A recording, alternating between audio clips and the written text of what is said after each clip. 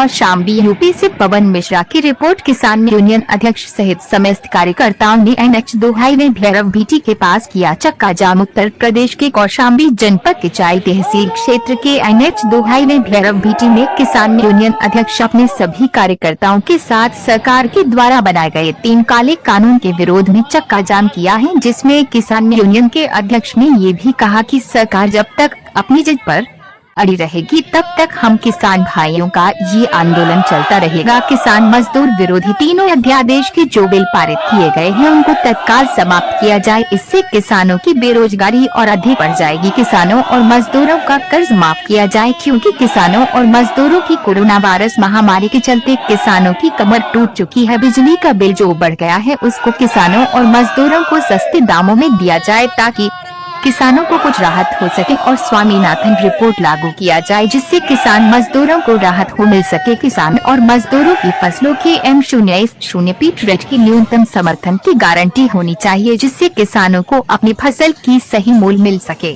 किसान यूनियन अध्यक्ष नरेंद्र कुमार पांडे ने तहसीलदार जयराम जी को ज्ञापन सौंपते हुए कहा कि जब तक ये सरकार किसानों के हित के लिए नहीं सोचेगी तब तक हमारा ये कार्यक्रम चलता रहेगा। किसान यूनियन के जिलाध्यक्ष नरेंद्र कुमार पांडे व संयुक्त मजदूर किसान यूनियन अध्यक्ष प्रिया त्रिपाठी के नेतृत्व में किसानों ने तहसील चाई क्षेत्र के NH2 हाईवे भैरव भीटी पर जोरदार प्रदर्शन किया। भारतीय किसान मजदूर संयुक्त यूनियन के तत्वाधान में हम लोगों ने चक्का जाम किया है। आज 300 दिन हो चुके हैं हमारे भारतीय किसान मजदूर संयुक्त यूनियन किसान मोर्चा की आंदोलन करते हुए, लेकिन आज तक कोई सुनवाई नहीं शासन द्वारा, सरकार द्वारा। इसलिए हम लोगों ने चक्का जाम किया। अगर हमारी मांगों को न ध्यान देते हुए सरकार द्वारा ध्यान न दिया गया तो हम निरंतर इसी तरह चक्का जाम करते रहेंगे, बराबर आंदोलन करते रहेंगे जब तक कि हमारी मांगें न पूरी होंगी।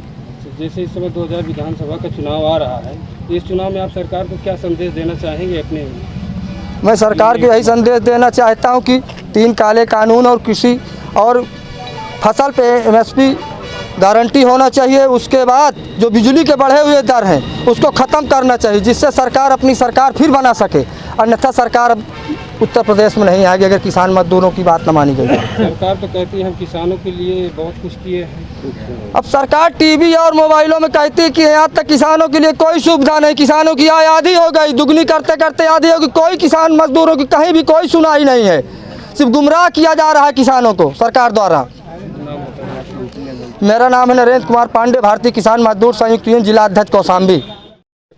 किस मुद्दे को लेकर चक्का जाम किया? ये 3 काले कानून के लिए चक्का जाम किया गया है। मेरा नाम प्रिया त्रिपाठी है, मैं किसान यूनियन महिला जिला अध्यक्ष हूँ और मैं ये चाहती हूँ कि ये 3 काले कानून को हटाया जाए और इसके बारे में विचार विमर्श भी किया जाए, क्या सही है क्या गलत है। और उसके साथ ये बिजली पेट्रोल का बढ़ना और ये जो दहेज प्रथा जैसी चीज़ें हैं ये भी किसान से ही लागू होता है, तो इसे कृषि से लेकर सारी चीज़ों पर ध्यान दिया जाए, क्योंकि हमारा समाज और हमारे ये जो किसान है वो बहुत परेशान हैं। इसलिए हमारे हिसाब से मुख्यमंत्री जी को ये मैं सूचना देना चाहती हूँ कि ये हर चीज़ों पर विचार विमर्श करके आगे ये 3 काले कानून को हटाया जाए और इन 3 काले कानून में जो भी सही हो, जिस तरह हम ये नहीं कह रहे हैं कि 3 काले कानून में जो सही है वो गलत है वही किया जाए, जो सही हो वही किया जाए। और बाकी जितने भी ये हमारे किसान भाई हैं उनकी बेटियों की शादी नहीं हो रही है, दहेज प्रथा जैसा मोर्चा है, और जिन किसानों के पास 1 भी बीघे की ज़मीन नहीं है फिर भी उनको कोई भी मुआवजा नहीं मिल रहा है। मान लीजिए किसी के पास 1 बीघे की ज़मीन है तो उन्हें पेंशन मिल रही है,